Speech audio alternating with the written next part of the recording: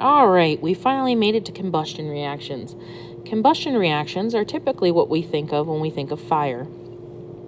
However, there is a specific format, and not all combustion reactions are fire-based.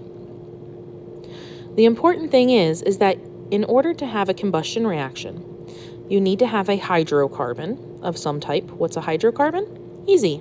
It's something with some number of carbons and some number of hydrogens. There may be other things attached, like there may be an OH, a hydroxide group attached, but it needs to be some type of hydrocarbon. Then we need oxygen to burn, so O2 gas will be present. In the products will always result in liquid water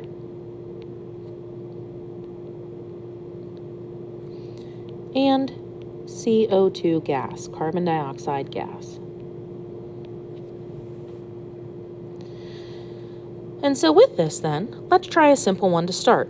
Let's say that I have methane. Methane is CH4. And so with methane, it's always going to be added to oxygen. I said this was methane gas. And so notice that I have my hydrocarbon. I have carbon and I have hydrogen. Then I'm going to add it together to oxygen. And what's going to result is always going to be H2O liquid plus CO2 gas. The hardest part about combustion reactions is balancing them. This one's going to be pretty easy to balance though. And the reason why they're difficult to balance is because you have oxygen in multiple places at the same time. So a lot of times, 90% of the time, it's going to be best to leave oxygen till last.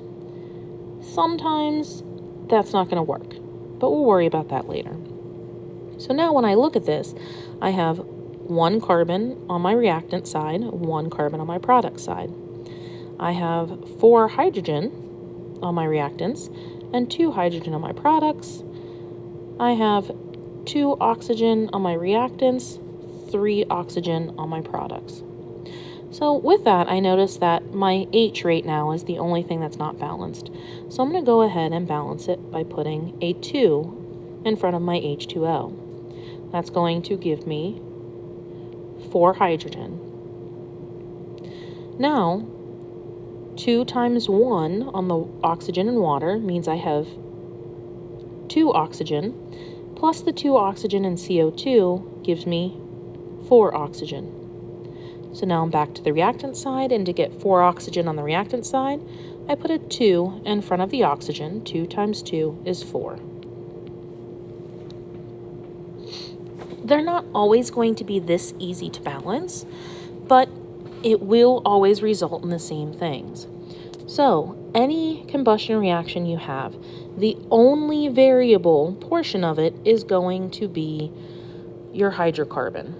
This is the only thing that's going to be different, at least in our combustion reactions. The things that will be the same is going to be the oxygen, water, and carbon dioxide.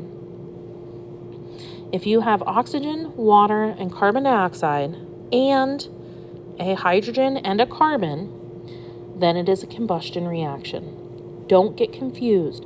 There are other reactions, such as a peroxide decomp, that will result in water and carbon dioxide. Or if we have hydrogen carbonate. Hydrogen carbonate will break down into liquid water and carbon dioxide gas. I'm not going to worry about balancing this. This is a special type of decomp that we did not cover in our last video. We don't need to know the specifics of that specific type, but it can break down into that. And so with this then, just because you see H2O and CO2 does not mean it's combustion. We only have one reactant breaking into smaller products. So that is a decomposition reaction, not combustion.